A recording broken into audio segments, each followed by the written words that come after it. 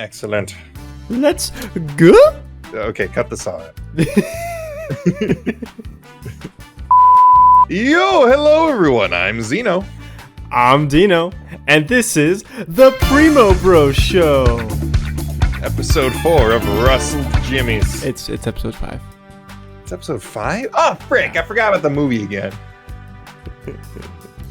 I mean, it's episode 4. I hate having to add one to things that upsets me. I mean, it is episode 4 of the TV show, but we're in episode 5 of our podcast. Yeah. Anyway, today's episode is Grootmoeder wordt jong, aka Granny Baby. Nice. Yeah.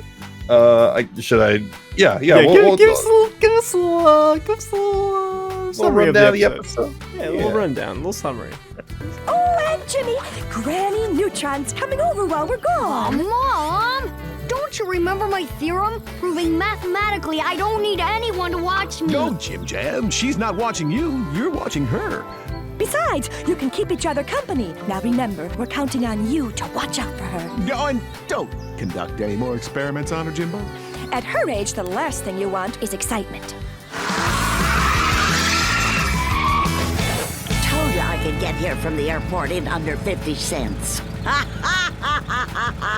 All right, Jimmy, upset that his parents have forced him to babysit his grandmother as they go on their third honeymoon, is extremely upset that his grandma is super omega boring.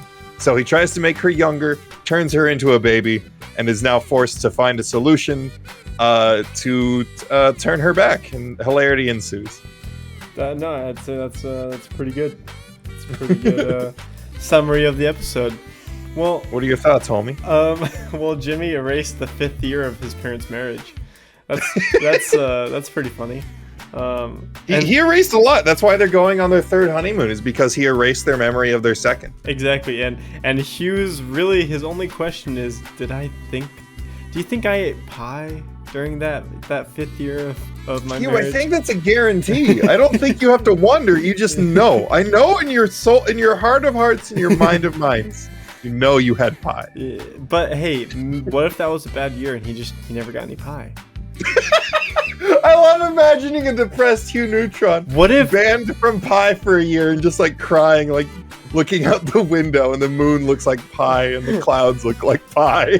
What if that was actually why Jimmy erased that memory or that whole year? Hugh asked him to because he didn't get any pie that year. Jimmy, my son, I can't bear the memory. You're gonna have to erase me. Oh man! Wait, his 5th year of marriage. That means Jimmy was like 1 year old. Well, because they're married for 15, right? Because when they go, yeah. The next episode, they go back in time 15 years, and then Jimmy's like what, 11? Oh man! Wait, what? That means his 5th year of memory. You're right, because he could have been older and erased just that year. He could have erased any that at any time. Yeah. That means Hugh might not know how to do anything with a baby. That's he erased that memory. That's because Jimmy, one, is an only child. Maybe that's why he loves Robot so much, is because he forgot all of the memories of Jimmy as like a new son. Oh goodness, a son that I don't have to worry about burping and pooping and feeding. Just what I needed. Let's talk about ducks. Yeah. Anyway, so this episode, I mean, I love, honestly, we could just do a whole different podcast on Hugh Neutron, but I know these 2 episodes make it hard not to talk about him though, because he's kind of like how can you think of these 2 episodes and not think of how amazing Hugh Neutron? Well, okay, the second episode is like centered around him, so I'm sure we'll have plenty to talk about there, but like, first of all, so they're going on their third honeymoon, but first of all, Grandma kind of rules. Like, yeah, she may not have the ability to tell when somebody doesn't want to listen to her anymore, but like, she's pretty cool. Like, she's pretty great. She just wants to talk about, like, cool, fun stuff, and Jimmy's just like, Ugh, I don't want to listen to my grandma talk about her feet. Yeah, the hair that goes from her ear all the way down to her foot, and she can pull on it, and it kicks I her only foot. wrote one note on that, and I just, it straight up almost made me throw up when I was a kid. Her doing that. Oh, yeah?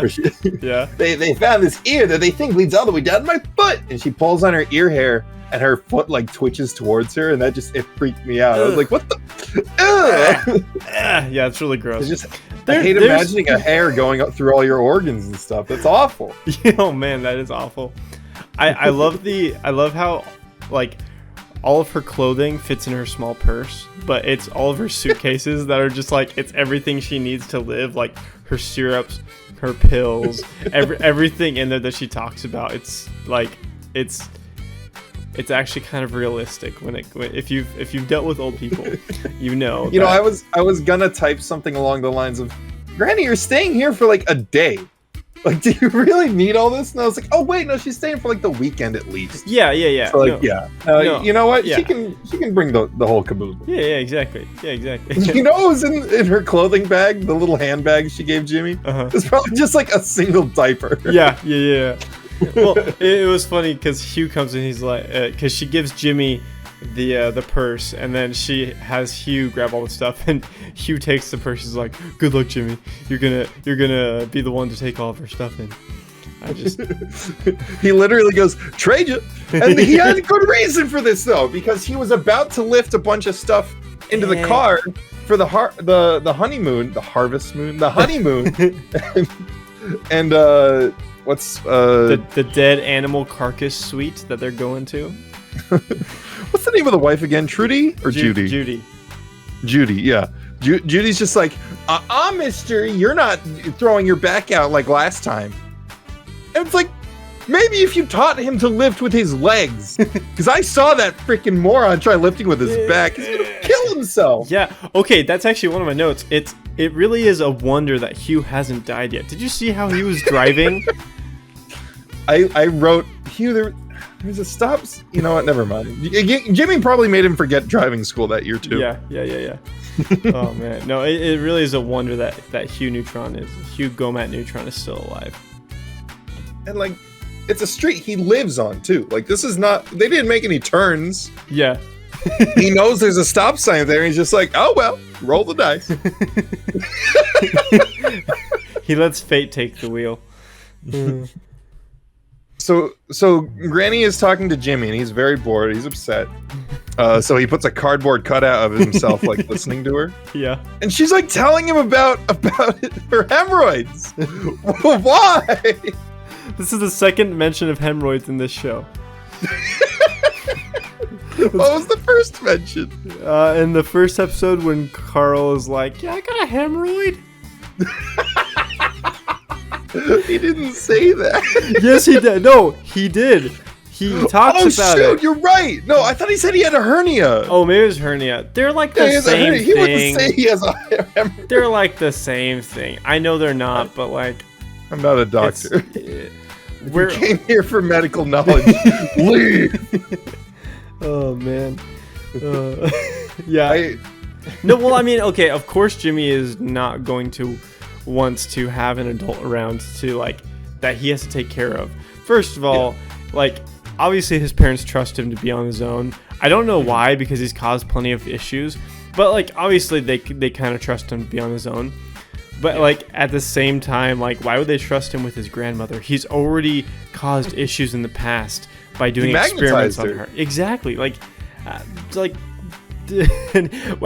after he remembers that, he just laughs. And I'm like, Jimmy, you are just. We said it in the past episode, but he has no value for human life. He doesn't. You know what the best part of all of this episode is that he came up with a solution to make her less annoying when he already solved the problem.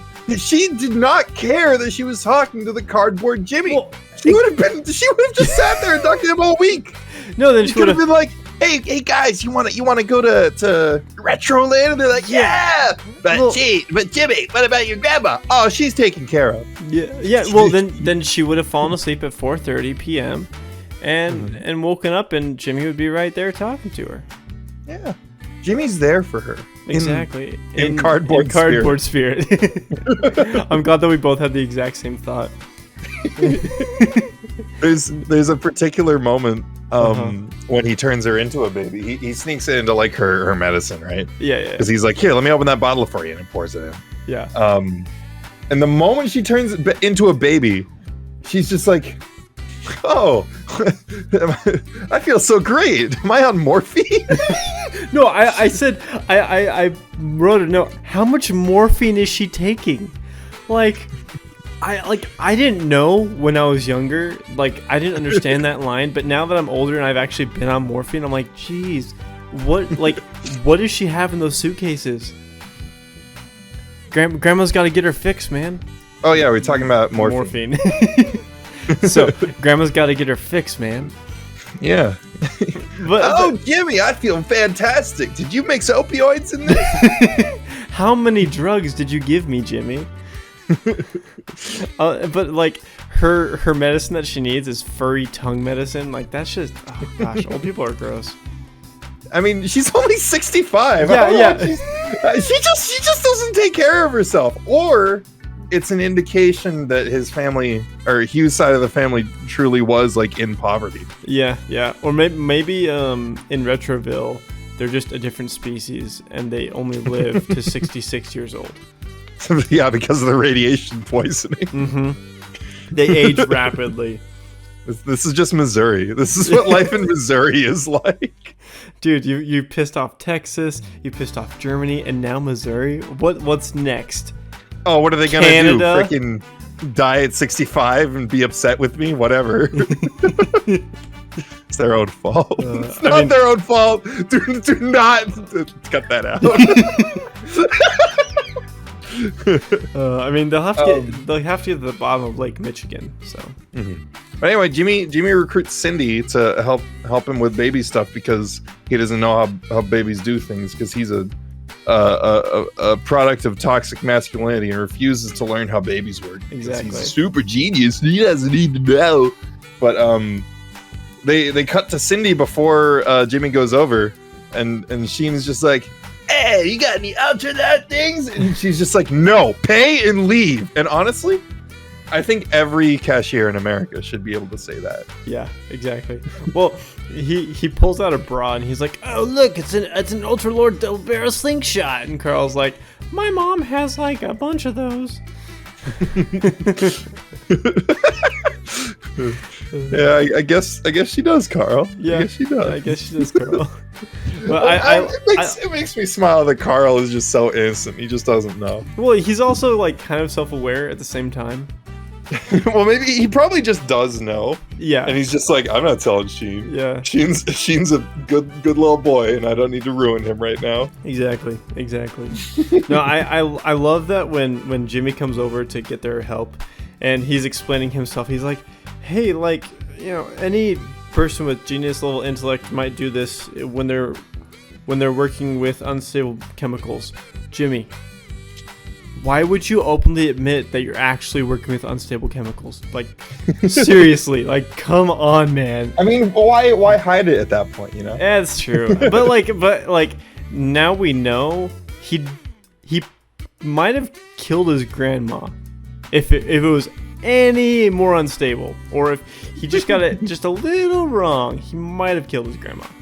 I think the biggest indication that he's still just a stupid little kid is that he didn't test it on anything. No, he didn't test it on a plant, an animal, nothing. He just went for it. He's just like, oh, hey, grandma. And what if when mixing it with the grandma's medicine, that would have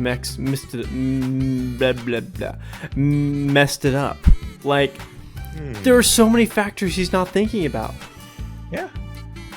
He doesn't know what's in the furry tongue medicine. You saw how disgusted he was. He knows nothing about it.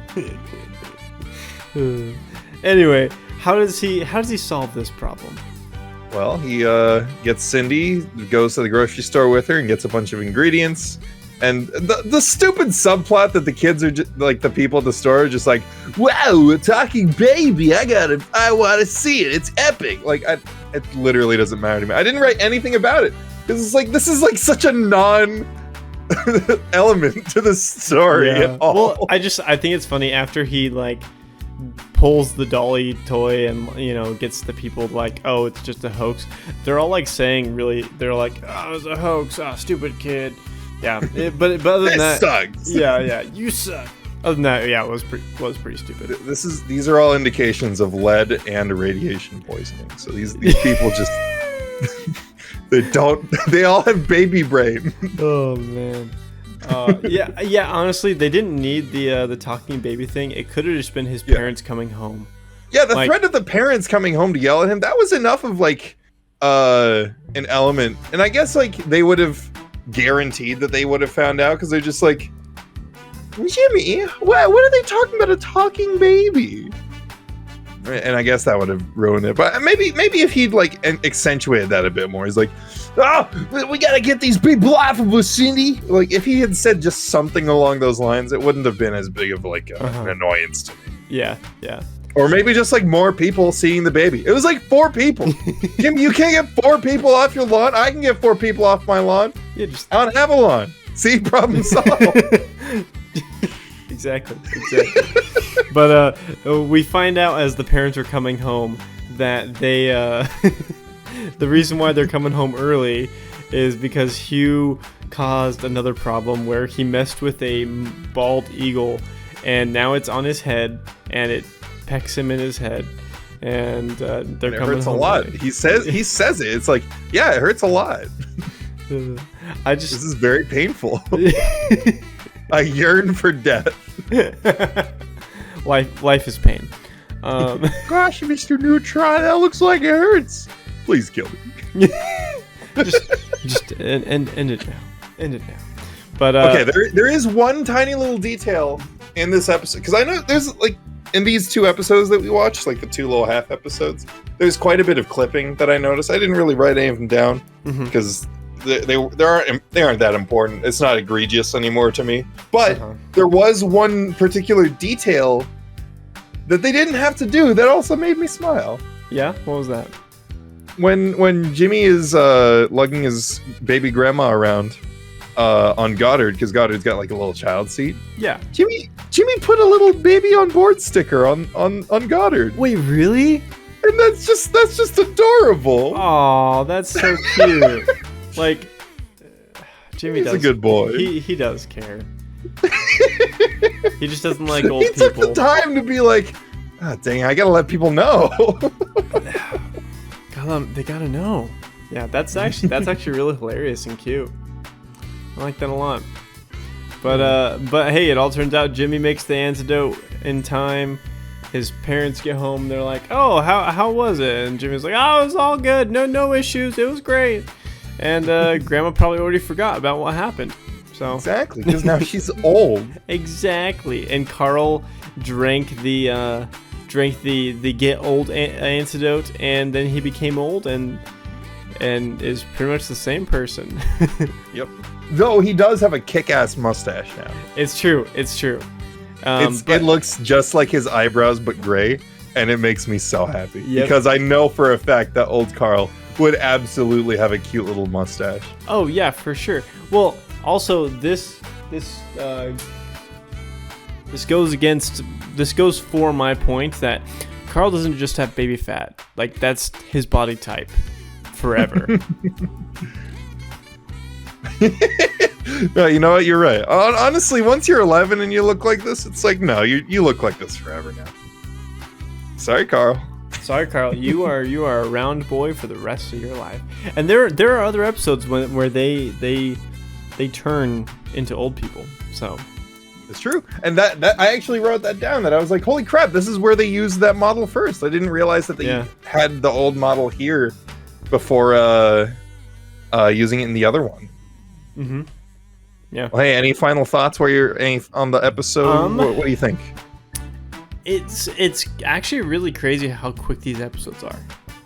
Yeah, like when you're younger, it feels like they're way longer, but like, hot dang, it's only like 9 minutes. Yeah. Like, I feel like they have a shorter episode at first, and then they have a longer episode afterwards. And that's the thing, is that like, I always feel that like you can do more with less, and this show is a great example of like just trimming the fat. There's like no moment wasted in almost any episode. Oh yeah, no, there's always a bit of action. There's always a bit of movement. There's always something going on in the episode to give it that sense of pretty good pacing and never a dull moment. Exactly. Well, how about we move on to the next episode? Sure. Give us the German name, my brother. Oh, Zeit ist Geld, which probably means time is gold, which is accurate because this episode is called Time is Money. Exactly. What's the summary for this episode? Well, Yeah! I just love those three guys with the high-pitched female-type voices. Like to eat pie. Check out the new move, Sugar Book. I call it the monkey grinder. Oh, Hugh, you are so groovy. Grind that monkey. I'm grinding the chip too. Jimmy, can we please go back to the present? The past is kind of dorky. Jimmy sees a really epic infomercial on television and decides, oh my goodness, I would love to get all these encyclopedias on this infomercial I have been advertised accurately to. Yes. And so asks his mother to purchase it for him, who informs him, no, we cannot afford a dictionary a week for 20 years. That's okay, son. So Jimmy asks his father for advice, and his dad's just like, if I invested in McSpankies, which is this universe's McDonald's, we would have been rich, and I could have gotten you those encyclopedias, Jimbo. So Jimmy's like, oh, I'll just do that then. So he goes back in time, changes things, and discovers things he wish he hadn't. And that's how it goes. I think that's a pretty good summary of just getting into the episode. First of all, we'll talk about the things that happen in it inevitably through our notes. Oh, of course. Well, first of all, this is number 2. The second time Carl mentions a medical ailment. He is allergic to bees. Yes, he is deathly allergic to bees. Which I would just like to point out that. Okay, so the scene starts with Jimmy like watching some science show. Yeah. And Sheen and Carl are there with him. They're bored out of their minds. And Sheen is just like, hang on, let me like listen to him saying it because I want to hear him say it because he barely gets his line out, and I really like his take for it. Hang on. Hey Jimmy, you think you could come up with an invention, that changes the channel? I don't know, maybe like a remote control? Yeah, Jim, like this is informative and all, but I think I'd rather be covered in bees. And I'm allergic.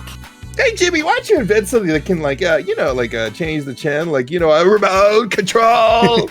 And I love that he can barely he can't even get the full line out, but it's great because that's kind of what happens when you're just in a conversation with someone and you want to say one more word, but you don't have the air left to do it. Well, also this episode has a few good things of like just hanging out with friends or being a kid.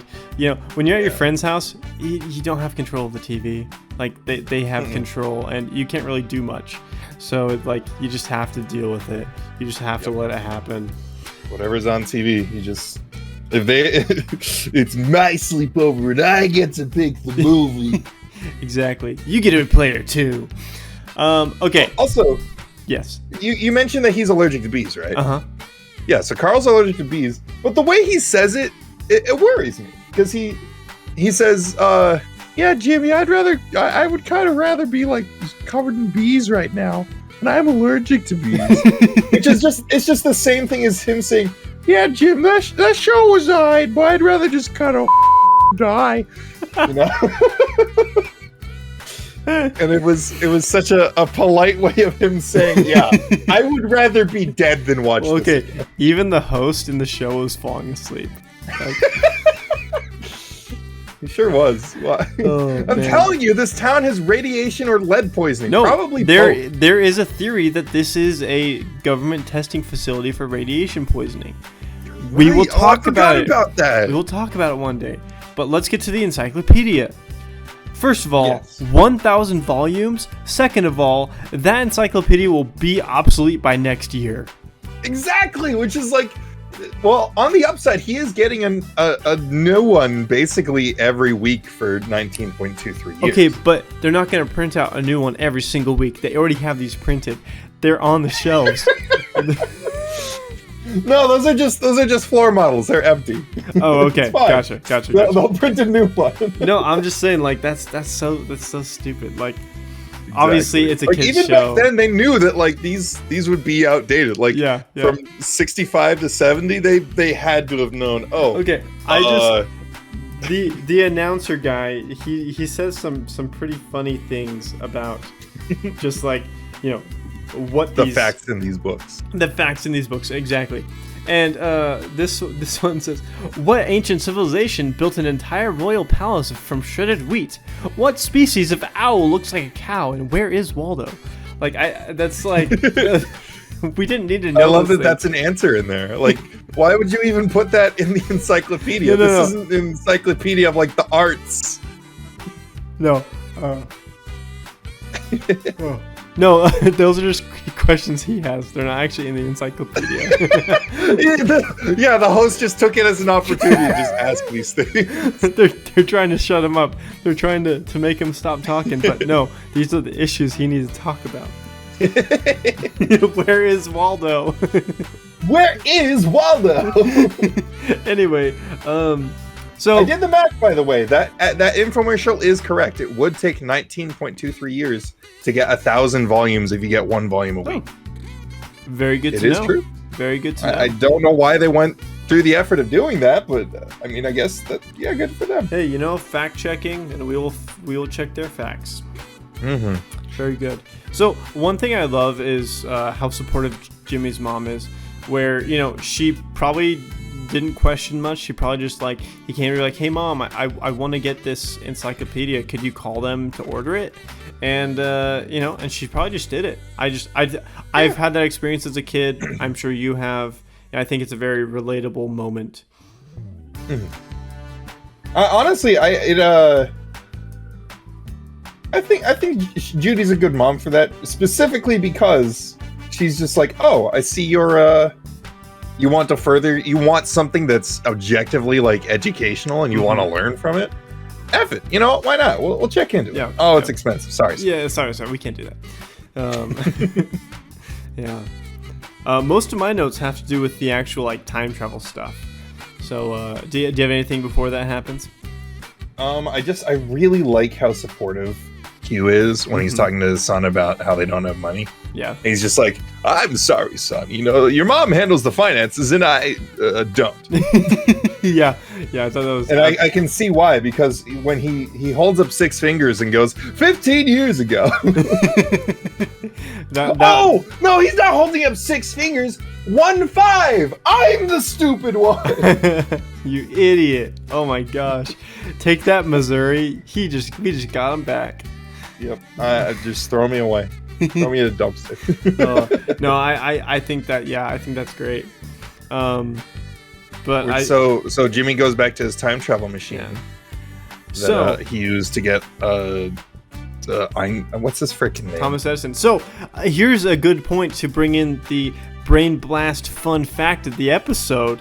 Oh, the wiki says this is the first episode with time travel, but in fact it was the second. But so even the wiki hates Thomas Edison episode. Yeah, he's irrelevant. See, that's a different thing though, because that's as much as I hope that the wiki editor is just dunking on Edison, I think that time travel requires the characters to go. Yeah. I get that. Okay, maybe not. Maybe. I guess the topic of it is in that episode. Yeah, you know what? You're right. This is the second episode. He uses the time booth. So no, I think I think it is the second episode, but yeah, and it's not like, oh, he nabbed a clone of Edison. No, that's the real one. Otherwise, electricity wouldn't be disappearing. Exactly. Anyway, we don't need to talk about that. But so he goes back, and I love how Hugh is like, I love these 3 guys with the high-pitched female voices, and those are the Bee Gees, because it's in the 60s, 70s. The Bee Gees are actually in the Fairly Odd Parents universe as well. And for real? Yeah. And they're in this universe. So that's like the first connection that they didn't even plan on releasing to the public. We found it. Yeah. And you know what? There was something. Oh, right. I only wrote one note about his time machine, and it was I wrote something along the lines of, "Yeah, real original Booth, Jimmy. Yeah, the BBC will be suing shortly." No, I thought I was gonna bring it up. I was like, I know he doesn't like Doctor Who, so I'm not gonna bring it up. Well, it's funny because, to my understanding, Doctor Who, like the police booth is so like familiar. Mm-hmm. And the government wasn't fast enough to copyright it.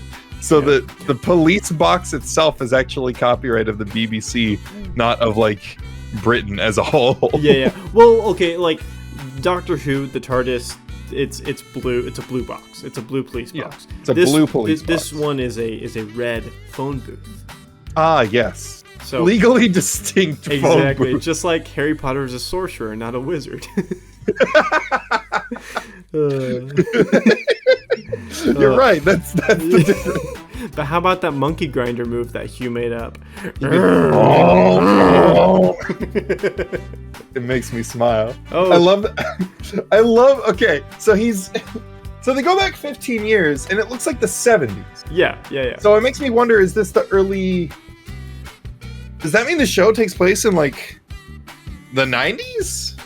I guess, yeah. Maybe. Because it doesn't feel like the 90s. The show looks pretty contemporary for its time, like early 2000s. Like maybe this is like... Because if you go 15 years back, that's like 85. Yeah. Were his parents just super lame and like not like with the times at all? Well, they're just like by 85, they're just like, oh, you know what? Disco is cool. Yeah.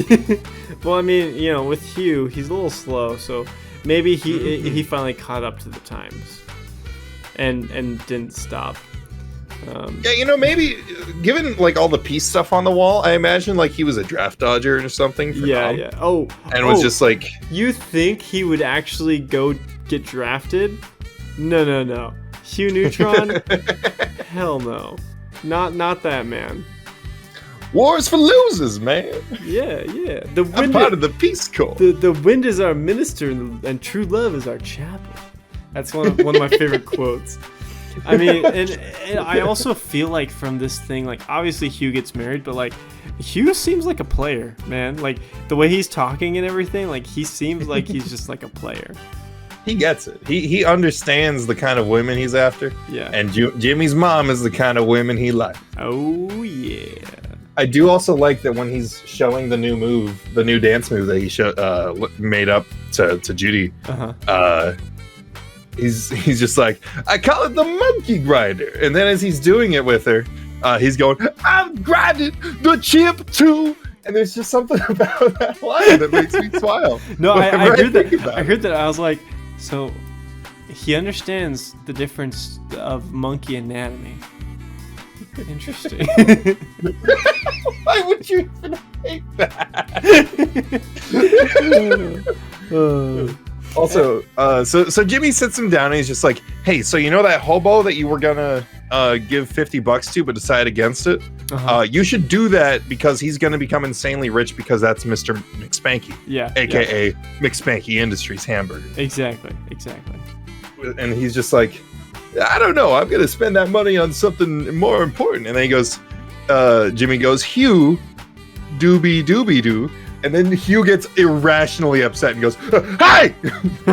Only women call me doobie doo. He gets really mad. Like he like straight up barks at Jimmy. Whoa, little man, little buffalo man. Buffalo head. Yeah. No, I thought that was hilarious. That's why I was like, man, he must be a player or something. Like, with that hair and his afro, and I mean, that's where Jimmy got all the volume in his hair and the body in his hair is from Hugh, obviously. It's the most angry I've heard Hugh, honestly. It's kind of amazing. No. That's, it was a very quick moment, but no, he's serious about it. Like, hey, only the ladies call him Hubie Doobie Doo. Exactly. I do. Yeah. Anyway, the episode continues. He takes his advice. They go back to the future, and lo and behold, Jimmy lives in the same house, but with gold everywhere, or just gold bars, silver plating, and they have duck statues, which is really funny. I do love the abstract art duck. It's my favorite. Yeah, it's really funny that no matter what, Hugh will always love ducks. No matter if he gets rich or poor, he will always. There's no timeline where ducks aren't the love of his life. Exactly. He will always love ducks. Yes, I love the abstract duck. That it was the most modern art duck you've ever seen. Man, it is so modern art. I remember the day you taught me about modern art. It was a good day. But yeah, and they just have gold bars just hanging around, and they insult Sheen and Carl, and then they give him a gold bar and say, "Get out of here." Oh no! Did you heard the conversation Hugh was having on the phone, right? Oh, when he's yes. rich and snobby. No. He's talking about, I don't care about his life-saving surgery. I can't give him the money because then I'll have less. And then he just throws a gold bar at Sheen to get him the hell out of his sight. Do you know what? Like, it was kind of in the mix of when Judy was talking as well, but he says he still got 2 lungs. Sell one. Oh, I'm glad you heard that too. I had to go back and hear the line. Yeah. Because I missed it like the first time. No, it's hilarious because like, oh my gosh, jeez, yeah. No, it's just so funny. Like, he has some amazing quotes in this episode. Yeah. Yeah. Then Jimmy gets yeeted upstairs by his new Russian maid. I actually have 3 Brain Blast fun facts for this episode. Oh my god. Brain Blast fun fact number 2. This is the first appearance of Hilgo. Yes, I remember late in, I think, season 3, she's like the freaking the school cook at some point. Yeah, she comes up again. So watch out for more appearances of Hilgo. Yes. She goes, duh. Duh. And then she, like you said, she yeets Jimmy upstairs and he finds out, oh man, I have the encyclopedia. But was it worth it? He decides no. Yes. So he goes back, tells his dad to throw it all away, and he goes back to the current timeline where he's like, yeah, this is where it ought to be. Exactly. It's actually a really good message of like, Jimmy understands the love of his parents and that they're important in his life. They actually love him, and it's actually a pretty good message, like from the movie to the show, of like, Jimmy appreciates his parents. Yeah, and it's a nice, cute little lesson on how money is power and power corrupts. And if your dad had way more money, he'd be a completely different person. Exactly, but because he would still love ducks. Of course. Not to say that you shouldn't have money. Like, no, stay poor, Jimmy. Stay in the upper middle class. No, I'm not saying that. Jimmy should have social mobility. What I'm saying is that his father should not become part of the elite. Exactly. Well, because money is temporary, Zeno, but ducks are eternal. Exactly. Quack, quack. So, the last part of the episode, did you just say quack, quack? I sure did. I love it. The last part, the last part of the episode, Judy and Hugh sit Jimmy down. They're like, "Hey, Jimmy, we've decided we are gonna give up our family vacation and buy you that encyclopedia." And Hugh looks and sounds very upset. He's like, "What the? But we were gonna." And then he didn't actually say that, but I like to imagine he's very upset. But you hear him give this like defeated sigh off screen, and then like Jimmy's like, no guys, it's okay, like I don't need it, like, it's okay. And then he was like, oh, thank goodness we dodged that bullet right there. Yeah, I think it's hilarious, and how honest Hugh is. But yeah, I think that's one of his best traits, is that he doesn't sugarcoat anything. Yeah, except pie. He sugarcoats pie. With what's that whipped topping called? Whipped topping? Cool Whip. There's also a brand called Whipped Topping. I guess it is just called whipped topping. Anyway, what are your final thoughts of this episode? My final thoughts are, honestly, Jimmy learned a lesson and made the right call. Because little did he know, in a few years, the internet would get big. You won't really be needing those encyclopedias no more, Jimbo. Exactly. Plus, So also, this was a win-win-win-win situation. plus he already makes artificial intelligence, so I don't really think he needs it. Yeah, it'll be fine, Jimmy. It's fine. Plus, like, and I say it's a win-win-win-win situation because I imagine, like, even though like the timeline was set straight again, what did Sheen and Carl do with that gold bar? I think Jimmy got them to take it back and return home. Like I don't think. know. Well, maybe Carl will buy a llama with it, or that's where how Sheen funds all his Ultra Lord toys. Yeah, Sheen just honestly, Sheen probably just like gave Carl like a ticket to Llama Palooza like 2001 or something. Yeah. And he's like, now I can spend the rest on Ultra Lord. And then he had a heart attack because he said Ultra Lord for the 300th time. And everyone knows the moment you do that, you just have a heart attack. It's at least 1,000. Come on. Like, it's Okay, Sheen. You're right. Come on. It is Come on. Sheen. It is Sheen. Okay, final thoughts. No, that's all I got. I really like this episode. I like the lesson is kind of cute. Mhm. I like that there was a pivotal moment in Hugh's life where he decided love or money and chose love. Yeah. And that warms my heart, honestly. Yeah. No, it's honestly, it's not a super funny episode, but it's a good episode. It teaches good lessons. It has a good message. And it's got just enough like little moments with Carl and Sheen to like add humor to it. Oh, Honestly, I feel like Carl and Sheen are exclusively in this episode to be funny. Oh yeah, for sure. No, because a time like Jimmy time traveling would just him would not be as fun. Yeah. But, I do especially like that the moment they're insulted, they get all indignant, and then Hugh throws a gold bar at them, and they're just like, yeah, come on, fatty. Yeah, you got it, weirdo. They just accept them as their new names.